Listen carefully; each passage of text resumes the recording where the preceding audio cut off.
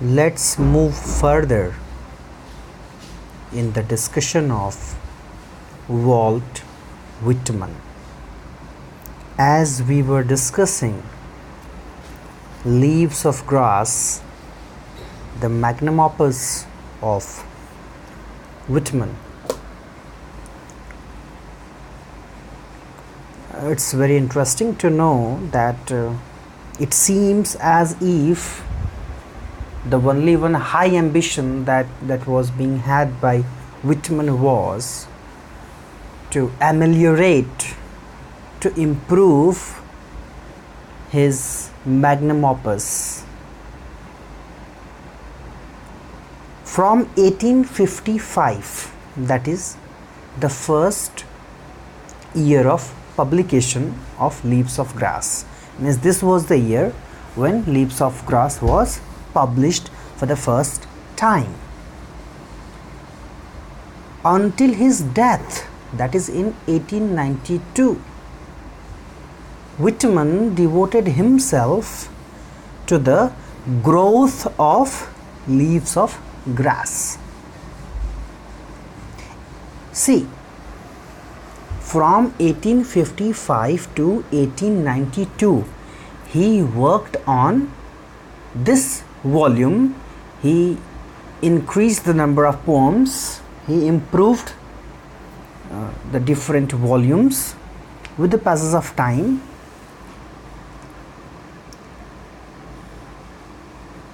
Worked as newspaper editor as well, this poet, and the profession that we should know that he was having. He worked as a newspaper editor, and this he did for nearly 2 years, from 1857 to 59. So 1857, first war of independence that we have in our Indian history, 1857.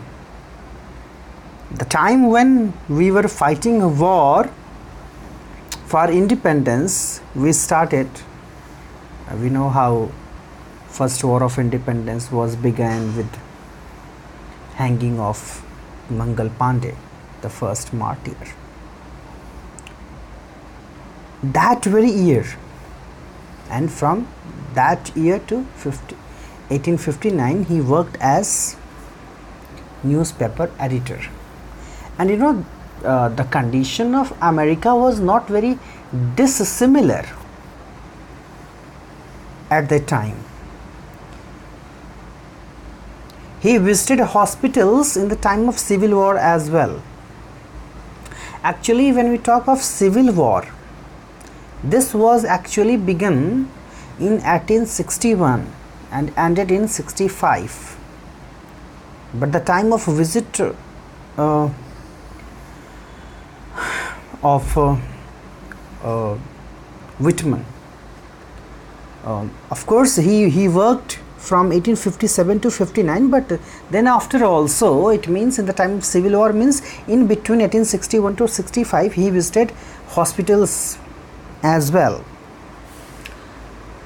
Civil War, that is very important thing in the American history.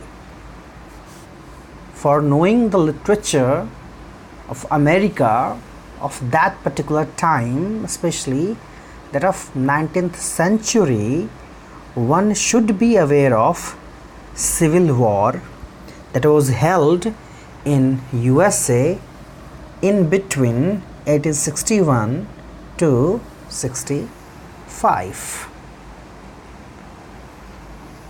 And you know, it was done between North and South. So North America, not North America, this northern part of United States of America and southern part of USA. This war was there within the country, and that is why it was Civil War. What was the reason behind it? The main reason, it began primarily as a result of the long-standing controversy over the enslavement of black people. See, it's quite interesting to know that how in the same country, people belonging to different area, they were having different views about slavery of black people. As we know, Abraham Lincoln, the 16th president of USA, is known for eradication of slavery from United States of America. So see, what was the condition? Northern part of America got developed, urbanized, and ultimately people got acquainted with several technologies and further development took place there. But southern part of America was basically, and even nowadays also, it was basically the agricultural field. So the people of southern part of America needed slaves for working in their farms, in their agricultural farms. That's why they thought that slavery should exist. But the people of northern part, they started thinking that this is very inhumane kind of thing. So this must be eradicated. And that is how they had different opinions on slavery. Southern Americans did not support the eradication of slavery because they had they were selfish for their own purpose. It began primarily as a result of the long-standing controversy over the enslavement of black people. As I was talking of Abraham Lincoln, the tenure of Abraham Lincoln was also from 1861 to 65. It's very important to notice that whole years of his presidentship spent in managing civil war. And of course, it was Abraham Lincoln who played a vital role in eradication of slavery from USA.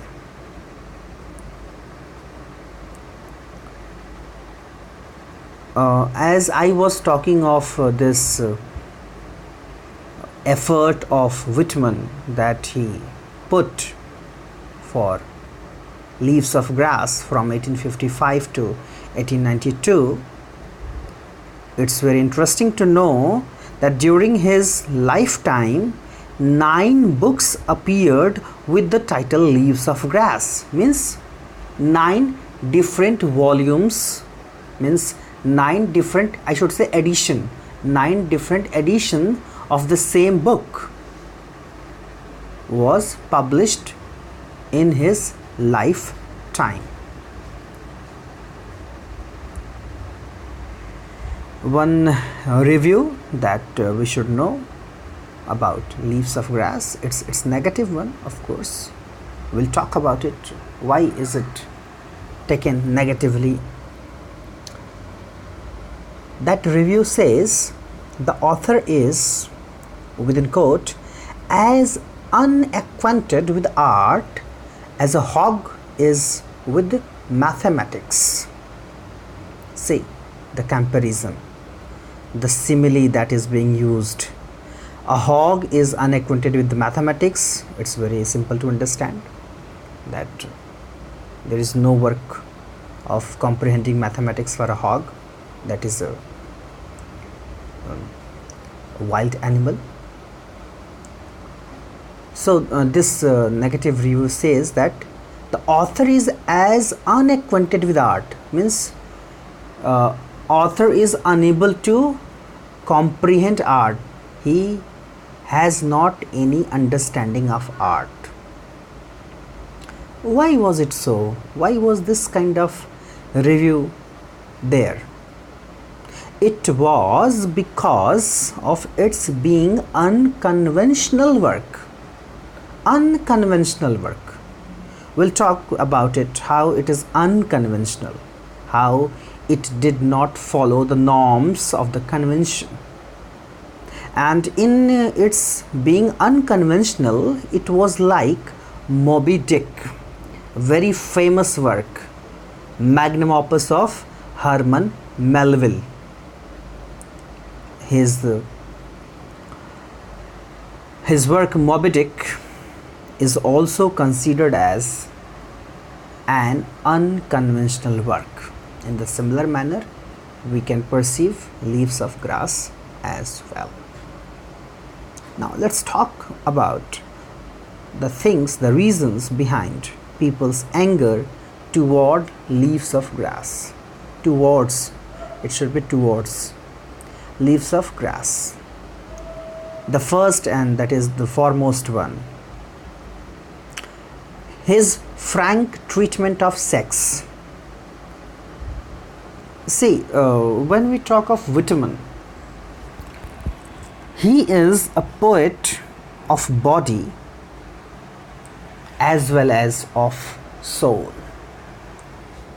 He gives equal importance to both body and soul, and that's why he is very frank in depiction of sex as well in his poetry. As we have Kamala Das here in India, when you read her work, you will find the same thing, the same depiction, a very clear depiction of sex in her poem, especially in her autobiographical poem.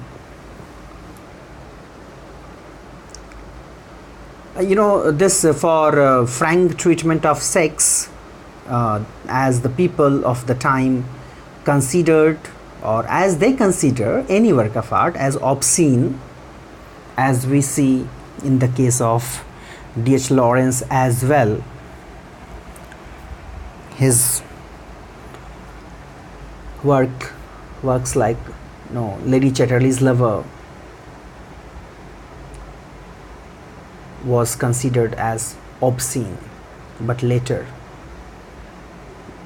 the people realized the importance of that depiction. So the first reason is his frank treatment of sex, and he was charged for spreading obscenity. One of his seniors read that poem, some poems of that depiction, and he managed to dismiss Whitman from a government position. He was having a government position at the time, but ultimately was dismissed because of this depiction.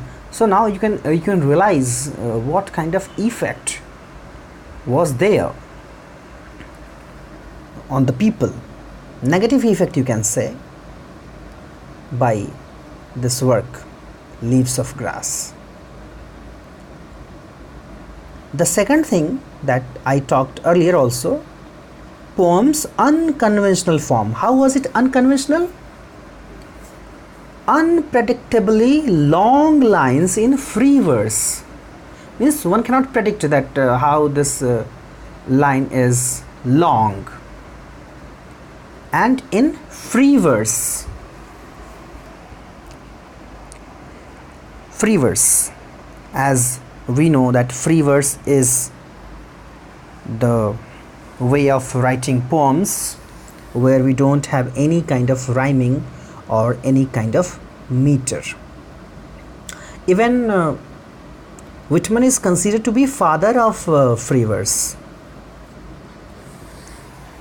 See, this rejection of him as being unconventional, how he He writes long lines in free verse.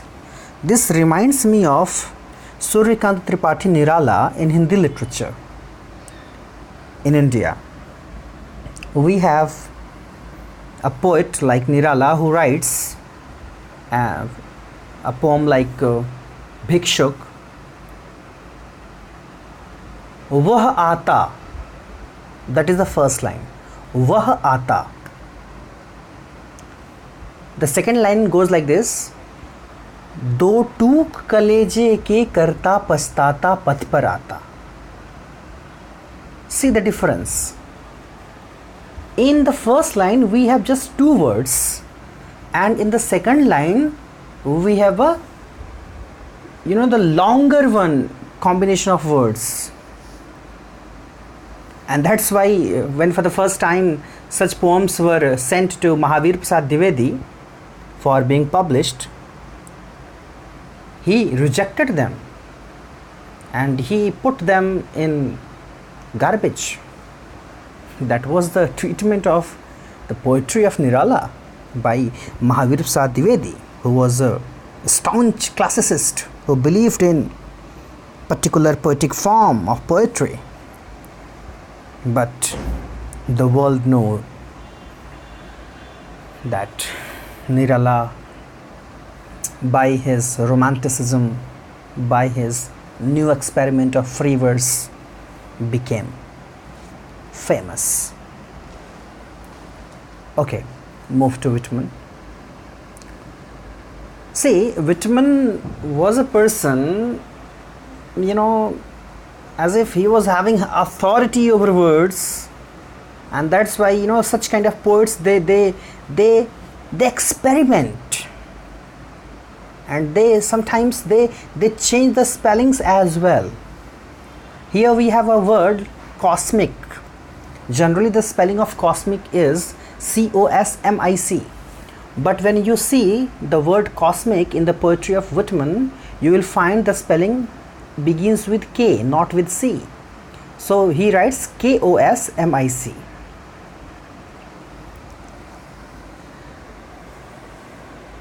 In the book of Fisher that I am discussing right now, there we find a very clear contrast done by them.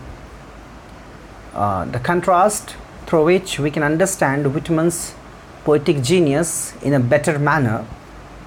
For that, we have to talk of another contemporary poet of him, whose name was Henry Wordsworth Longfellow.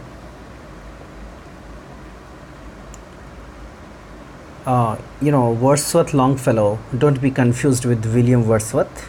Here we are having another Wordsworth, American Wordsworth, whose name is Henry Wordsworth Longfellow. He is famous for his poem, The Charm of Life. The Charm, PSALM, Charm of Life. His writings can be taken in contrast to Whitman's.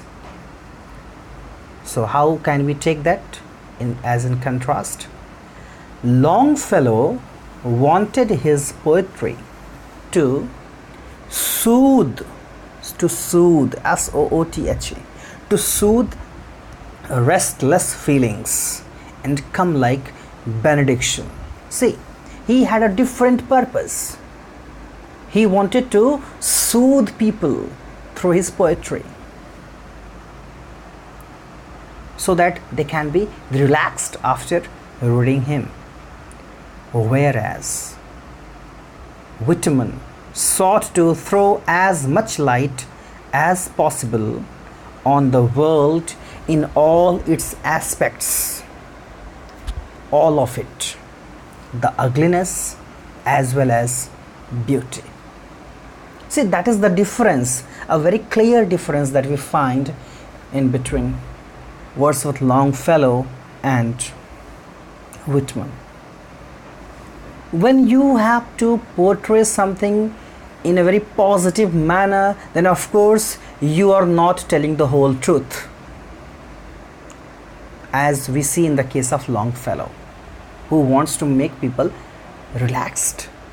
But on the other hand, we are having the person like the poet like Whitman, who tries to talk of all the things, all the perspectives, not all the perspectives, all the aspects that one can see in the world. So he wants to talk about the ugliness as well as the beauty. So he believes in depicting both ugliness and beauty. And by this you can understand very well that how he was much concerned with reality. He was not a person who escapes from reality.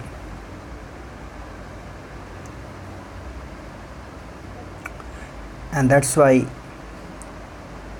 we are having a great tribute that was paid by Rabindranath Tagore, the great romantic poet of India.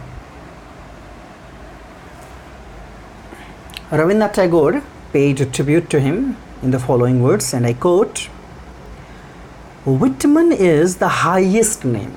See how superlative degree is being used by Gurudev. Whitman is the highest name. In poetry, one must have the originality and spontaneity. Originality and spontaneity. These are the two things that those are needed in poetry according to Gurudev. And that breadth of thought, see, breadth of thought, which tells you that the poet has seen deeply and knows humanity. Of course, when we find a poet who depicts the things in such a manner that makes us realize that, oh, this poet is well experienced, he knows the human behavior, he is very much aware, and he knows humanity very deeply, and that makes us connected with the work of the poet. Whitman gives me pictures. So the mental picture is very well framed, very well made after reading Whitman. I'm repeating the quote by Tagore. Whitman is the highest name. In poetry, one must have the originality and spontaneity, and that breadth of thought which tells you that the poet has seen deeply and knows humanity. Whitman gives me pictures. Let's talk about Whitman's point of view as well. It's very interesting to know the thoughts of Whitman. He says, each exterior is the physiognomy of being within, its true image. Exterior is physiognomy. What is physiognomy? Physiognomy is a person's facial features. Means, as by seeing the face we can understand the condition of the person sometimes. So he says each exterior is the physiognomy of the being within. Means what is there inside is very much visible there in the face. It means exterior is also affected by the interior one. In the preface of Leaves of Grass, he declared the job of the poet. See, as we see some of the poets, they did not only write poems but also talked about jobs of the poet, as we see in the case of Wordsworth. The similar we are having in the case of Whitman, who says that the job of the poet within quotation, to indicate the path between reality and soul. Between reality and soul. So see, by this we have a poet like Whitman who has a balanced view of life. See, most of the times we find some of the poets there or the writers there, they are more concerned with body, and other category that we have, poets or writers, they are more concerned with the spirituality, more concerned with soul. But here we are having a poet who believes equally in body and soul. See how here he says, the job of the poet to indicate the path between reality and soul. Reality and soul. That's all for now. Thank you.